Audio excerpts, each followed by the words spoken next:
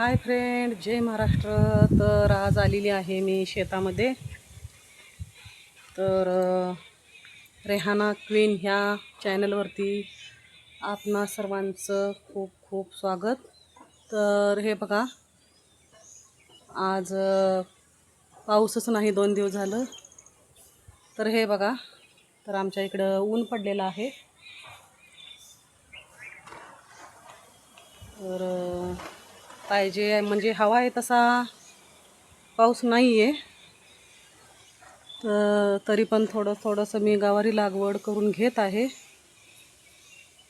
तर शेतकऱ्याला एक आशा असते ना की आज गवारी लागवड केली तर उद्या तर पाऊस होईल. तर बघू शकता तुम्ही, तर एकदम ऊन पडलेलं आहे. एकदम टकाटक ऊन आहे आज आमच्या इकडे. तर काही ठिकाणी होत आहे पाऊस असो. तर शेतकऱ्यांनी हार मानू नये. तरी मी हे बघा, ही गवारी आणलेली आहे. तर शेतकऱ्याने आशा सोडू नये. आता ही गवारी मी तर सकाळपासून तिकडून घालून आले. तर पूर्ण हे 14 ओपे कंप्लीट करायचे आहेत आपल्याला. तर त्यातले 1-2-3 ओपे घातलेले आहेत. ते पण आता घालावं की नको करत, म्हणजे पावसाचं वातावरण बघून पण घालायला पाहिजे ना.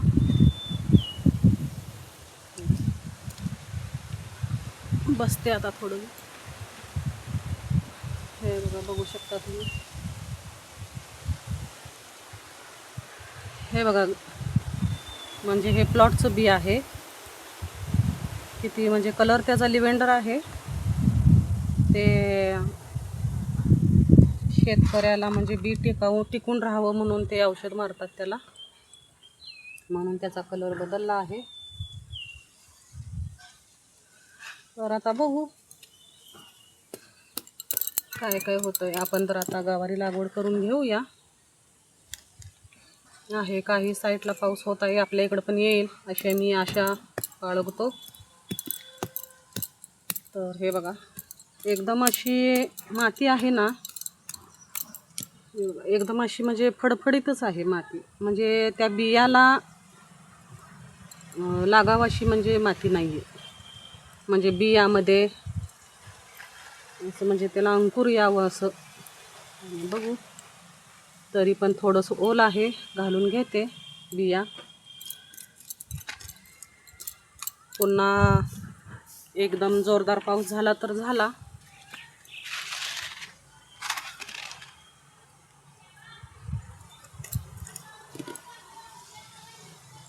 बघा किती ऊन पडलेलं आहे बघा. काय करायचं शेतकऱ्यानं. तरी पण शेतकऱ्याने आशा सोडू नये. थोडीशी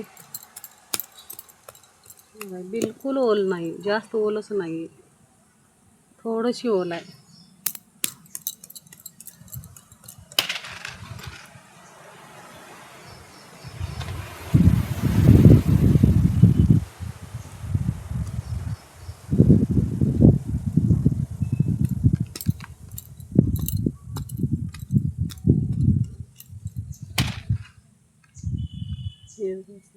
दोन बिया टाकते मी. आणि थोड्याशा अंतरावर, 1 फुटाच्या अंतरावर एक झाड असावं. दोनच बिया घालायचं. जरा खोलपर्यंत घालायचं, म्हणजे बुडका असं म्हणजे एकदम गच प्रमाणात राहतं. तर ही गवार आहे ती 1.25 महिन्यात ह्याची म्हणजे गवारी लागते. 1.25 महिन्यामध्ये खूप छान गवारी आहे. तुम्हाला दाखवते अनेक वेळा. तर हे बघा, खूप छान गवारी आहे, एकदम टेस्टी आहे. गेल्या वेळेला ह्याचा मी पेरणी केलेली, ते 3 महिने चाललं. तर आता आणि पुन्हा पावसाळ्याच्या दिवसात लावण चालू. तर हे पावसामुळं थोडंसं मन नाराज आहे. आणि सांगायचं झालं तर आम्ही शेवग्याची, आता ही शेवग्याचं झाड आहे ना इकडं, इकडे 1 2 3 आहेत. तर ह्या मोकळ्या जागेमध्ये शेवग्याचं बाग करणार आहोत. एक जवळजवळ 35 झाडे बसतील. आता हे साफसफाई चालू आहे. साफसफाई चालू आहे याची. आता त्याला खड्डे पाडायचे आणि त्या खड्ड्यामध्ये बिया पण घालायच्या. आणि हे जे आपण शेवग्याचं पहिलं झाड होतं ह्याचे ते गणगे काढून घेतल्याचे टाकून हे आहे ते खड्डे काढून हे असं रुतवायचं, म्हणजे ह्याला फुटवा पण फुटतो. आता याचं काम चालू आहे. शेवग्याची बाग करायची आपल्याला. पण कसं झालं आहे की पाऊस नाही ना, त्यामुळे आता पीक पाणी करायचं म्हटल्याची पाऊस पाहिजे. तर पूर्णपणे असं बघा निरभ्र आकाश झालेलं आहे. पावसाळ्याच्या दिवसात उन्हाळ्यासारखं ऊन पडलेलं आहे. म्हणून थोडंसं आता ते आपण पेरणी करणार आणि बिये वाया जायला नको म्हणून थोडंसं काम थांबवलेलं आहे.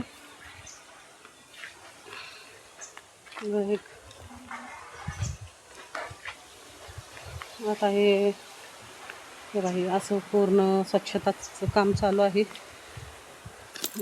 पूर्ण माती फडफडीतच आहे. तर असं खड्डे काढायचे आणि ते शेवग्याचा गणगा यामध्ये घालायचा, म्हणजे फुटवा फुटून खूप त्याला आपली ही मोकळी पडण्यापेक्षा जागा शेवग्याची बाग लावणार आहोत, त्याची लावून करणार आहोत. तुम्हाला मी दाखवते नेक्स्ट व्हिडिओमध्ये. बघू परमेश्वराच्या काय मनात आहे बघू. पाऊस पडला तर बोरचं जर पाणी सोडावं म्हटलं तर म्हणजे पाऊस पाहिजे, तेव्हाच त्या बोरला पाणी येणार ना, असं आहे ते. तर मी गेल्या वेळेला बी घातलेलं इथं, तर हे पूर्ण सगळं वाया गेलेलं आहे. हे पहिल्याची खोप आहे. आता हे नवीन इकडं.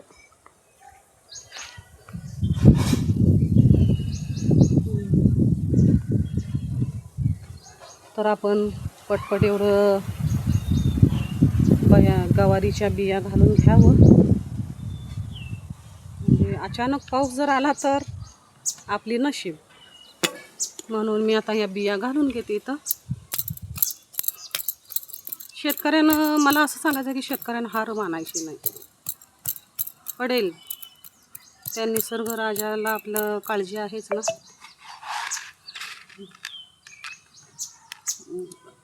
दोन बिया घालून घेते म्हणजे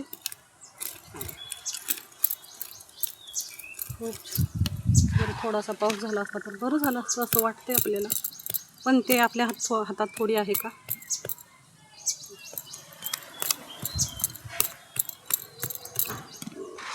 कसं आहे ते, आया तो अपना गया तो सपना. पण आपण प्रार्थना करायची की शेतकरी हा जगाचा पोशिंदा मानला जातो आणि तो पावसाच्या जोरावर तर त्याचं आयुष्य म्हणजे पोट चालतं. किती छान गवार आहे बघा, एकदम मस्तच. या झाडावरती किती गवार आहेत बघा. असं वाटतंय की किती असं तोडावं आणि किती खावं. आणि बिना औषधाचं मी कधीही ह्याला म्हणजे औषध फवारत नाही, काय नाही. आपलं घरापुरतं थोडं थोडं असं म्हणजे पेरणी करते मी. बाकीचं मग मक्का, भुईमुगच्या शेंगा, आपली 10-15 ओप आहेत ना, तेवढं आपलं घरापुरतं माळवं करते. आपलं म्हणजे विकतचं औषध मारलेलं ते नसते ना, म्हणून. आणि बाजारातून जर तुम्ही भाजीपाला जर आणत असाल तर त्याला स्वच्छ धुवून खात चला. भाजीपाला म्हणा आपलं, त्याला खूप म्हणजे औषध ना शेतकरी खूप फवारतात. त्याला कीड लागू नये म्हणून खूप औषध फवारतात. तर काळजी घ्या शेतकरी बांधवांनो, की दुकानात म्हणजे बाजारातून तुम्ही जर आणलात भाजीपाला तर तो स्वच्छ धुवून खात चला. का तर आम्ही बघतो इथं की खूप त्याला औषध फवारतात. आपल्या शरीराला उगीच बाधेगार नको. तुम्ही धुवून खातच असाल तर एक सांगावं असं म्हटलं. 2-2 वेळा तर धुवून घ्यायला पाहिजे, तर त्याची पूर्ण पावडर धुवून जाते. आणि कसं आहे, आजच्या जमान्यात औषधाशिवाय काहीच येत नाही. पण हे आम्ही ना त्याला शेणखत घालतो. त्यामुळं येतं छानसं.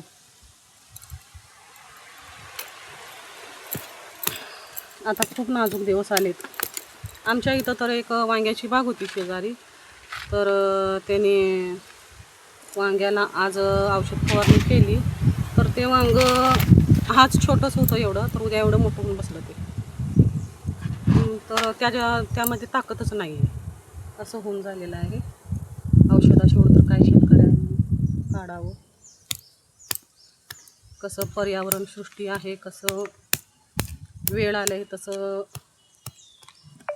शेतकऱ्याला म्हणजे जगायला लागतंय. एवढं महागड्या बिया ते आणायच्या आणि ते मग ते किडीच्या म्हणजे कीड लागू शकते ना बिना औषधाचं. औषध मारल्याशिवाय कीडच मरत नाही आहे. असं आहे त्यामागचं. तर खाताना आपण त्याची एकदम स्वच्छ धुवून खायला पाहिजे. तर हे बघा आपलं आता आज एवढं कंप्लीट करून टाकते.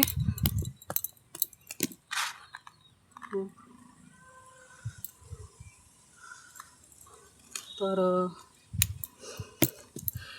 आज एक खास तुमच्यासाठी एक छोटंसं गीत सादर करतो.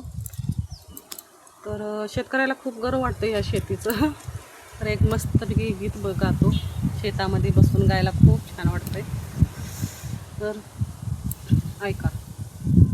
धरणी आईची माया कशी जाईल वाया, धरणी आईची माया कशी जाईल वाया. लय दिवसान लय नवसान लागला या भाळ जाया, धरणी आईची माया कशी जाईल वाया. म्हणजे पाऊस नाही म्हणून नाराज होतात ना शेतकरी, पण या धरणी आईची माया कधीच वाया जाऊ शकत नाही.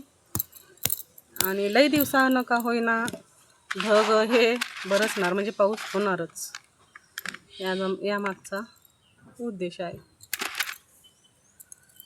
तर चला भेटू आपण नेक्स्ट व्हिडिओमध्ये.